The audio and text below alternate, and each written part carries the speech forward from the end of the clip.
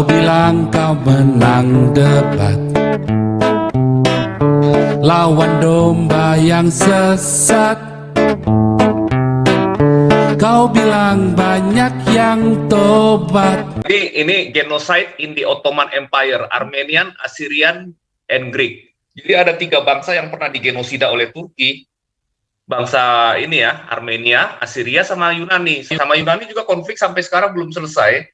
Terutama tentang ini ya, tentang apa itu Pulau Kreta. Sebagian itu kan invasi oleh Turki dulu gitu, diambil alih oleh Turki. Jadi kalau kita lihat ya ini memang jejak bangsa ini yang berdarah-darah Pak Paul gitu. Itu aja Pak Turki Paul, itu memang ya, bangsa Turki ini dari dulu ini terus ya. Wah, pokoknya berdarah-darah nih ya, semenjak dia kuasai Bizantin sampai dengan hari ini berdarah-darah loh nih. Nggak pernah namanya damai. Terakhir itu Kemal Atatürk itu dia jadikan Turki terbuka itu udah bagus ya. Hanya 50 tahun kemudian dikuasain oleh orang-orang radikal. Sekarang orang-orang pada lari dari Turki pergi ke Eropa loh. Berbondong-bondong mereka. Konon menurut mereka ada 2 juta orang Turki, cendekiawan, ilmuwan itu ya, sarjana-sarjana di Turki itu ada 2 juta yang dipenjara loh sama Erdogan. Dan Erdogan ini kan 3 kali menang pemilu dengan cara, nggak menang, kalah sebenarnya, tapi nggak mau geser. Jadi pemilu kalah, tapi nggak pernah mau geser dia. Lawannya dilibas semua sama dia. Padahal setiap pemilu kalah dia udah 3 kali. Setiap pemilu kalah. Lucu ya, bisa begitu loh, ngeri loh. Dan di Turki ini saudara ya, kalau saudara ngerti ya, ini Erdogan ini membuat sebuah propaganda ya, propaganda yang memuji-muji Islam untuk mendapat pengakuan dari seluruh dunia Islam, saudara. Sedangkan dia sendiri ya, dia itu ekspor mendukung teroris-teroris yang ada di Belanda dan ada di Eropa, saudara.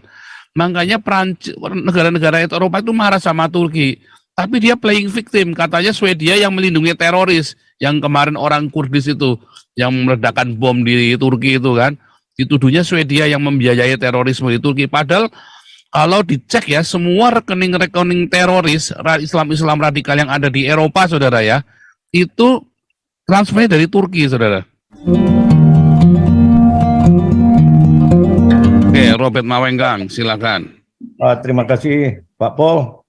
Shalom untuk semuanya dan selamat jumpa lagi dengan Gajah Mada ya. Udah lama nggak ada.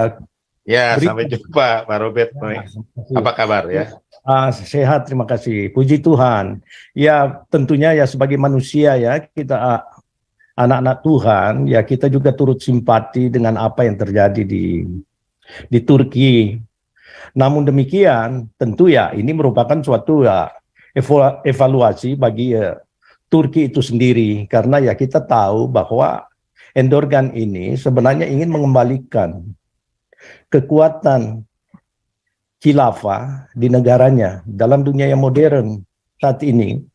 Dia ingin kekuatan-kekuatan khilafah untuk ditegakkan kembali.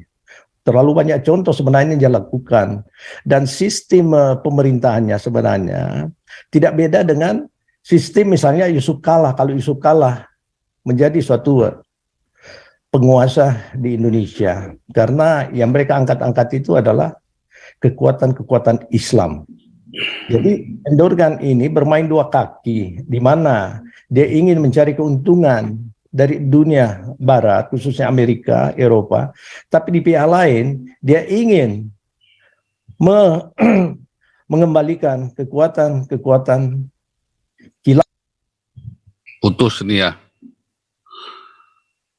Putus ya Pak.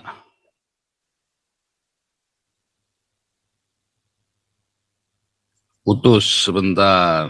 Dinyalakan. Putus. Ya Pak Rajauti dulu, Pak Rajauti. Lanjut. Rajauti. Suara. Ya, oh ya, oke. Ini putus kenapa nih? Oke, lanjut dulu biar cepat. Ya, oke. Oke, jadi begini Pak, kita lihat latar belakang sejarahnya ini. Turki ini adalah suatu bangsa yang rajin melakukan genosida terhadap daerah ataupun wilayah kerajaan-kerajaan yang ditaklukkannya. Mungkin Pak Paul pernah ingat membahas demokrasi Armenia, Ya, genosida Armenia. genosida Armenia. Itu 2 sampai 2,5 juta itu orang Armenia itu musnah digenosida oleh Turki.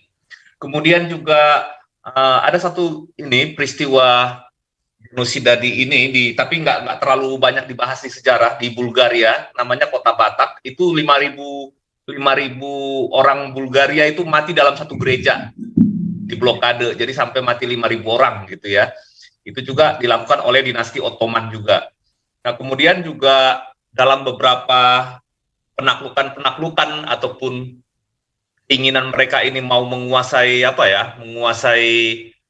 wilayah-wilayah di Eropa lainnya, Turki juga banyak melakukan pembunuhan. Jadi ini hutang darah Pak Paul gitu. Jadi ya kalau saya melihat sih apa yang terjadi sekarang ini bukan kita ini mensyukuri tapi memang ya mungkin ya itulah hukum alam itu Pak Paul gitu. Apa yang mereka tanam ya akan mereka tabur gitu. Jadi terakhir ini ya itu yang dibilang Kak Lisoy tadi, masalah gereja yang di Hagia Sophia itu. Padahal sebetulnya dulu ketika Turki modern itu direformasi oleh Kemal Atatürk, itu kan sudah ada Masjid Biru ya, mengganti Hagia Sophia. Tetapi akusnya Erdogan ini mengembalikan Hagia Sophia itu kembali menjadi masjid. Nah, yang tadinya sudah dibuat menjadi museum oleh penguasa Turki yang sekuler yang sebelumnya gitu.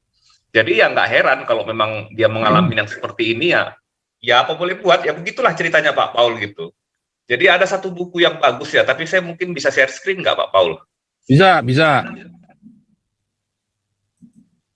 Tapi nanti ini nanti yang ini Pak Paul. Silakan. Oke, saya coba share screen ya. Kalau mau cari di Amazon itu bisa bukunya itu ya. Aduh. Saya bisa teruskan Pak tadi. Tunggu Pak. Oh ya, tunggu sebentar. Ya, udah masuk lagi Pak Robert ini. Oke, standby Pak Robert, habis pada Jauti. Iya, mudah-mudahan internetnya bisa ini.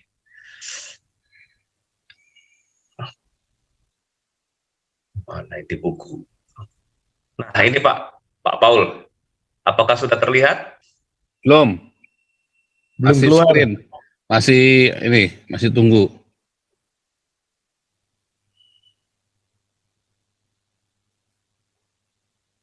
Sudah Ya, Pak?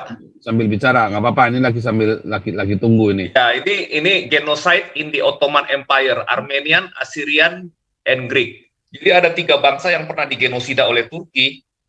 Bangsa ini ya, Armenia, Assyria, sama Yunani. Sama Yunani juga konflik sampai sekarang belum selesai. Terutama tentang ini ya, tentang Pulau Kreta. Sebagian itu kan invasi oleh Turki dulu gitu, diambil alih oleh Turki. Jadi kalau kita lihat ya ini memang jejak bangsa ini yang berdarah-darah Pak Paul gitu.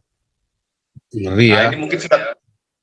Ini ada bukunya, tapi mungkin belinya di Amazon.com Pak ini. Genocide in the Ottoman Empire ini. Nah, kalau mau lihat kekejamannya orang Turki ya dari sini Pak. Kita bisa lihat semuanya. Oke, kira-kira gitu aja Pak. Turki itu memang ya, bangsa Turki ini dari dulu ini terus ya.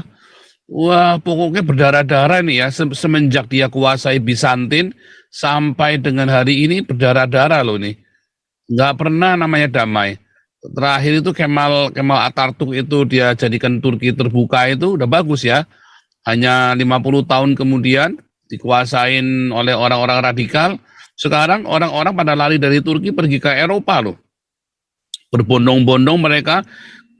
Konon menurut mereka ada 2 juta orang Turki, cendekiawan, ilmuwan itu ya, sarjana-sarjana di Turki itu ada 2 juta yang dipenjara loh sama Erdogan. Dan Erdogan ini kan 3 kali menang pemilu dengan cara, nggak menang, kalah sebenarnya, tapi nggak mau geser.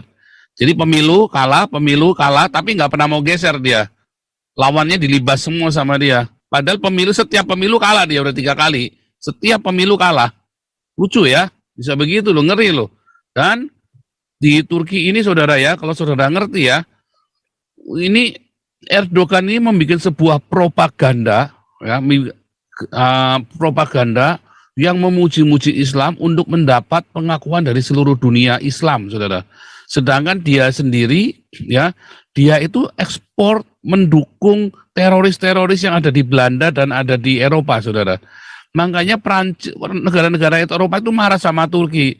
Tapi dia playing victim. Katanya Swedia yang melindungi teroris. Yang kemarin orang Kurdis itu, yang meledakkan bom di Turki itu kan. Dituduhnya Swedia yang membiayai terorisme di Turki. Padahal kalau dicek ya, semua rekening-rekening teroris Islam radikal yang ada di Eropa, saudara ya, itu transfernya dari Turki, saudara.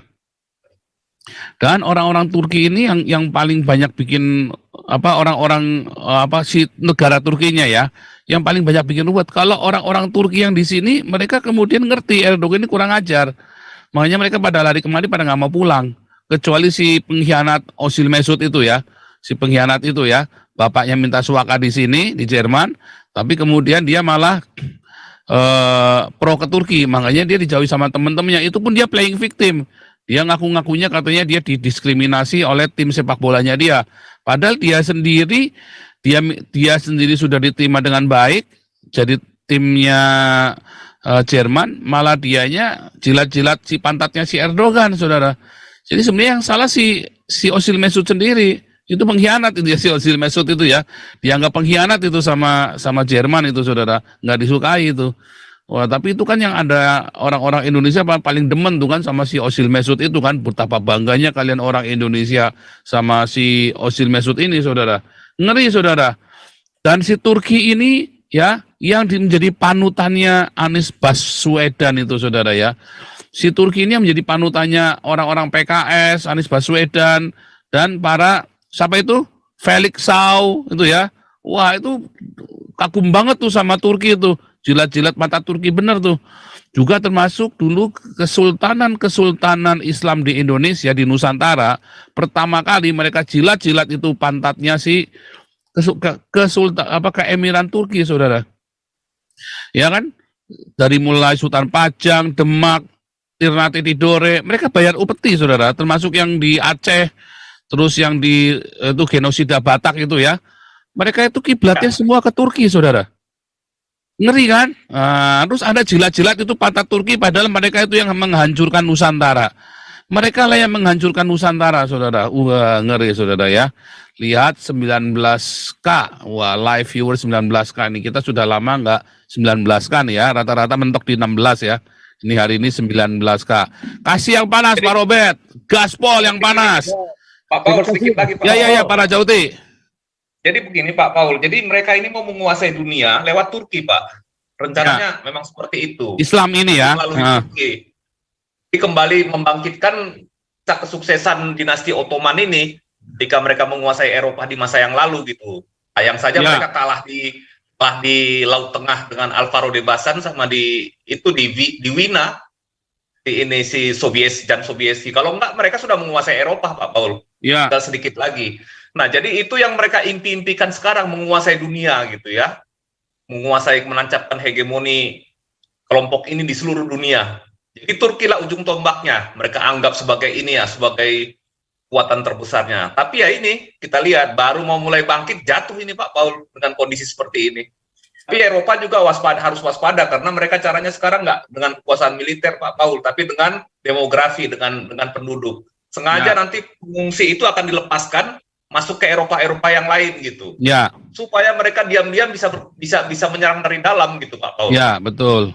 Makanya ini tantangan bagi saya ya. Makanya saya beritakan Injil terus, saudara, untuk menyadarkan ya, kita bukan anti-Islam, saudara ya. Saya tidak anti-Islam, saya tidak anti dengan orang Muslim, tetapi ideologi itulah yang kita sedang perangi. Bagaimana cara memeranginya? Hanya dengan cinta kasih, saudara ya. Makanya kita gila-gilaan, saudara, menabur di Damaris, kasih makan tiap malam, saudara. Kasih makan tiap malam. Kalau sampai Indonesia bubar pun, saudara, ya, kalau sampai Anda tetap akan sia-sia, percaya saya, siapa orang yang menabur, Tuhan akan lindungi dia di masa-masa aniaya itu, saudara. Lihat, jangan nggak percaya omongan saya. Siapapun Anda yang menabur, ya, jerih payahmu di dalam Tuhan tidak akan pernah sia-sia. Sekalipun Indonesia harus bubar, sekalipun Indonesia harus pecah, saudara. Sekalipun nanti khilafah bisa berkuasa atas Nusantara, saudara akan dilindungi, saudara. Lihat, jangan nggak percaya saya. Dan mungkin malah justru saudara yang akan memenangkan Nusantara ini ketika Indonesia bubar, satu-satu dimenangkan bagi Tuhan. Karena sekarang ini terjadi islamisasi politik. ya, dan islamisasi ekonomi dimiskinkan. Ngeri saudara ya. Ngeri saudara. Ayo Pak Robert, kejar sampai 2000 Pak Robert. Gas, Wah, Ini Pol. saya tutup ya Pak Paul ya. Ya. Tadi sampai di mana Pak Pol? Kok